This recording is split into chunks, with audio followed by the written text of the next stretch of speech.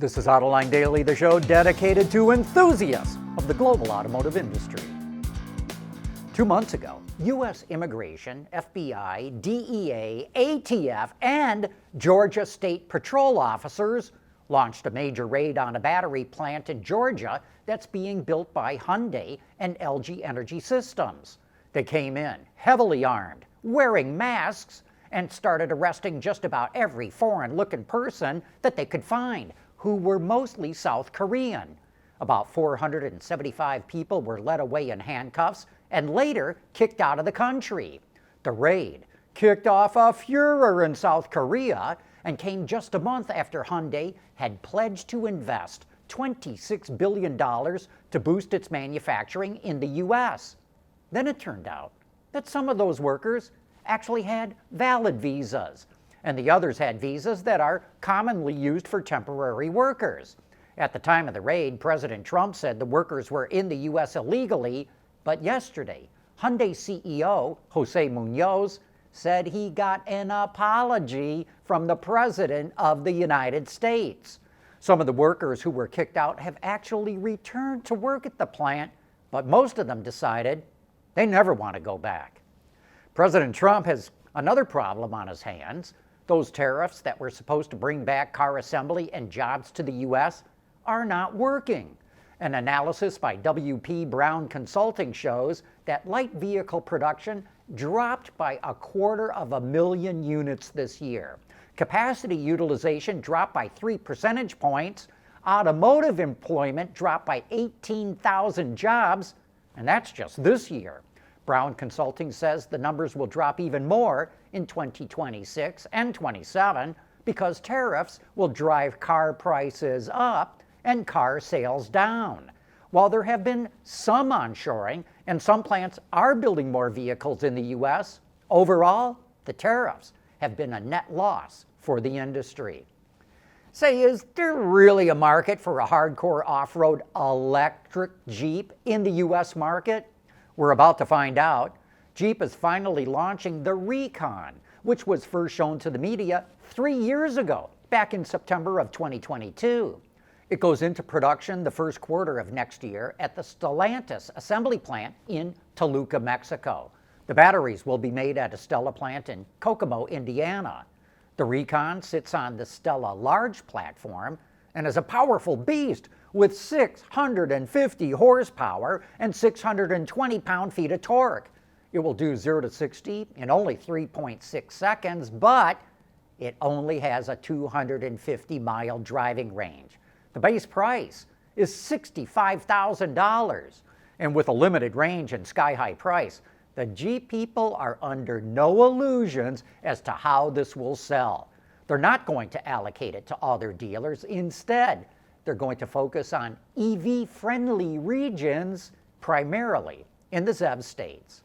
Okay, so this isn't going to be exactly a fair comparison, but take a look at the Ford Bronco EV that's going on sale in China. It has 376 horsepower, and thanks to its 105 kilowatt-hour battery pack, it has a claimed CLTC range of 650 kilometers. We think that would translate to about 422 miles on the EPA test cycle. There's also an EREV version that goes even farther. But here's the real kicker. The Bronco BEV starts at only $32,300. Ford has lost a tremendous amount of market share in China, and this Bronco is clearly priced to start turning that around. But we can't help but compare the Bronco EV to the Recon. 40% more range at half the price. The automotive and industrial sectors are undergoing a historic transformation. Electrification, digitalization, supply chain reinvention, regulatory shifts. The pace is accelerating and the pressure to adapt is real. This is not a time for hesitation. It's a time for bold decisions, backed by fast, effective execution. You need a partner who understands complexity, from factory floors to boardrooms, and delivers measurable results. That partner is Alex Partners, when it really matters. Chinese automakers are taking the European market by storm, and Xpeng is already looking to expand production in Europe. It's been using Magna as a contract manufacturer for 2 EVs at the Magna plant in Austria, but NIO's already looking for other production sites, because by boosting production in Europe, NIO will avoid the EU tariffs on Chinese-made EVs. We keep saying that 2025 is the year of autonomy, and here's more proof. Waymo is going to start testing its robotaxis in Miami, Dallas, Houston, San Antonio, and Orlando. The trials have already kicked off in Miami, while the other cities will follow over the coming weeks. Next year, Waymo will open its doors to riders. And Zoox is offering free robotaxi rides to the public in San Francisco. And Zoox wants riders to provide their feedback to improve the experience. The company did the same thing in Las Vegas in September and claims it will add more locations over the coming months. And Tesla is making progress in launching its robotaxi service in Arizona. In September, it got a permit to test and operate autonomous vehicles in the state, but with a safety monitor on board. Now, it got a separate permit to allow a ride-hailing service that will allow Tesla to operate an Uber-like service and charge passengers, but it does not allow it to operate without a human driver on board.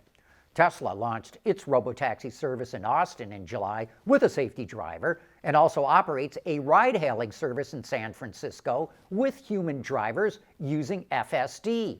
Elon Musk says Tesla will launch its robotaxis in 8 to 10 U.S. cities by the end of the year, but we'll see. Most of us have become inured to Elon's promises on autonomous cars. And make no mistake about it, all this autonomous stuff is really a race between the US and China to see who's going to dominate the technology. Over in China, GAC just became the first automaker to receive permission to test Level 3 autonomous vehicles on the highway at speeds up to 120 kilometers an hour. That's about 75 mph. GAC will be testing its Hype-Tech A800 sedan that it developed with Chinese tech company Huawei. The model features 34 sensors, including radar, high-res cameras, and LiDAR. The sedan will make its public debut at the Guangzhou Auto Show later this week, where its capabilities will be demonstrated for the first time. And in one last bit of AV news, Chinese automaker NIO is going to start selling an advanced intelligent driving chip that it developed in-house. NIO currently uses the chip in 3 of its models, and it has nearly 4 times the computing power of Nvidia's Orin X chip. NIO's new chip has the potential to generate a lot of money for the company. According to chip industry experts, a single IP authorization with another automaker could be worth several $million, while a system-level SoC could be worth hundreds of millions of dollars. And that wraps up today's report. But before we go, I want to personally thank all of you Patreon and YouTube members who support Autoline. You are truly making a difference in helping us bring you the reports and insights of what's going on in the global automotive industry.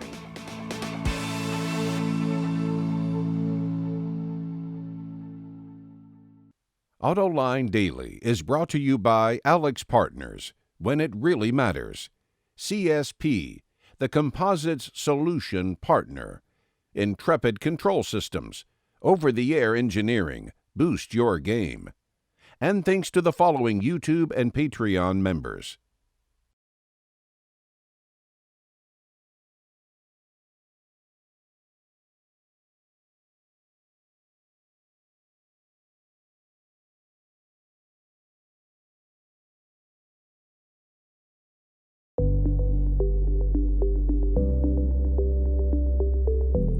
Developing today's vehicles. Issues can happen in an instant. When's the best time to solve a problem? The minute you know you have one.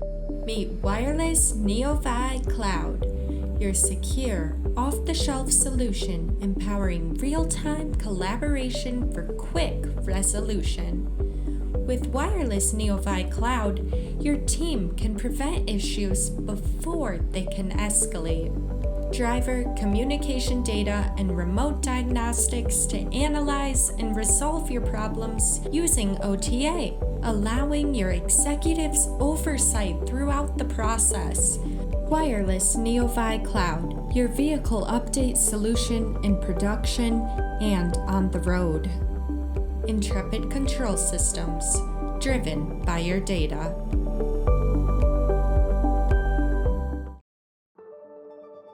At CSP, we work with OEM engineers across the country on their journeys to lighter, safer, and more eco-friendly vehicles.